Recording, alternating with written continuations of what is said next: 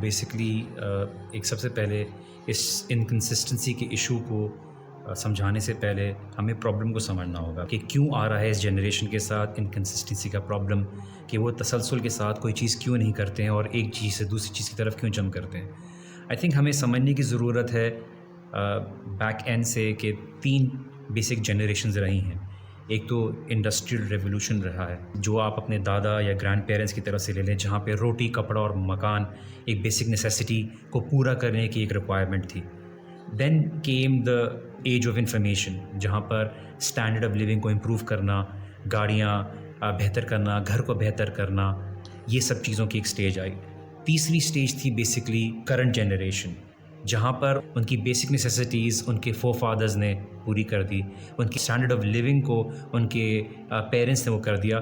Now they are not looking for basic necessities, वो basically quality of life को देख रहे हैं, चीज़ों को इम्प्रूव करने की कर रहे हैं। जहाँ जहाँ उनको बेहतर क्वालिटी नज़र आती है उसकी तरफ वो जंप करते हैं। नाउ इस चीज़ के साथ साथ एक प्रॉब्लम बेसिकली ये आई है कि लोगों के अंदर इनकन्सिस्टेंसी डेवलप हो गई है। कुछ चीज़ों में इंस्टेंट ग्रेटिफिकेशन चाहते हैं, इंस्टेंट रिवॉर्ड चाहते हैं कि मैं अगर प्रोफाइल बनाऊं फेसबुक पे तो इंस्टेंट पॉपुलैरिटी मिल जाए, टिकटॉक बनाऊं तो उस पर इंस्टेंट पहुंच जाए, खाना बनाऊं तो इंस्टेंट बन जाए। इसी तरह से इंस्टेंट रिवॉर्ड के चक्कर में वो एक चीज़ से दूसरी चीज़ की तरफ जंप करते हैं। I think we need to understand and explain to the current generation कि देखिए, you need to be consistent in order to see lasting rewards.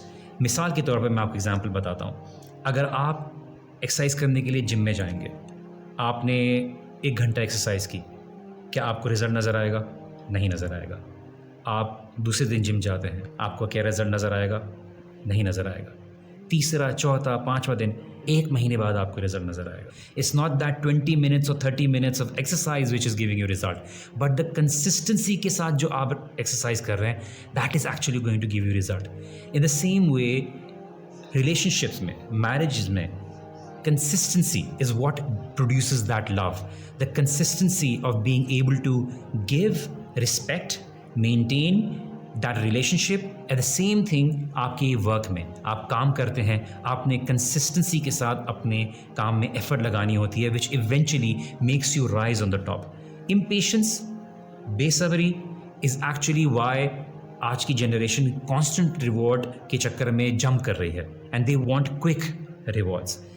जब वैल्यू अंडरस्टैंड करेंगे, they will hold on two things, they will appreciate things, otherwise nothing will make them happy. And ये चीज़ों से लेकर इंसानों तक भी ट्रांसफ़र हो जाता है। So we need to understand the problem first, why this generation is basically inconsistent with things, because they actually look for quality. चाहे वो सस्ता मोबाइल होगा, उनको उसमें भी quality आ जाएगी which is affordable. They're going to look for cars which is going to give you that quality, and they are going to keep on moving towards more quality of standards. इसीलिए we need to be able to nourish them with an understanding that it's not always that you're going to get high quality in everything. At times you need to be able to give out to certain things to make things around you more better. मैं example देता हूँ, आज की generation दादा दादी के साथ बैठना नहीं पसंद करेगी। इनफैक्ट वो उस मोबाइल में बिजी रहना पसंद करेगी बिकॉज उसको वहाँ से रिस्पॉन्स मिल रहा है। वो ये बोलेगी कि मैं इतनी मेहनत करके माँ बाप के साथ इसमें और दादा दादी के साथ क्यों बैठूँ, बिकॉज वहाँ पे तो मुझे अप्रिसिएशन नहीं मिलती, रिकग्निशन नहीं मिलती, बट मैं एक तस्वीर डाल देता हूँ या डाल देती हूँ तो मुझे इंस्टेंट रिस्पॉन्स मिलता है।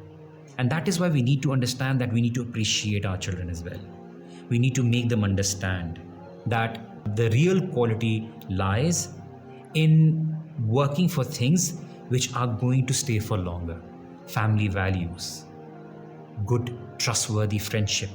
We need to understand a relationship based on piety, taqwa, and love for the sake of Allah subhanahu wa ta'ala, overlooking each other's mistakes. These are the real qualities which our younger generation needs to look towards, rather than short-term things on the basis of quality. एक video डाल दिया, 10 दिन बाद लोग भूल जाएंगे। एक तस्वीर डाल दी, 5 दिन बाद लोग भूल जाएंगे।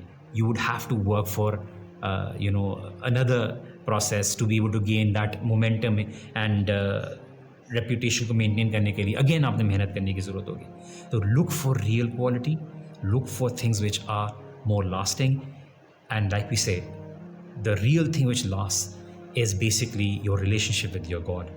And when everything is under that umbrella, everything is meaningful, because at the end of the day, friendships are going to go away.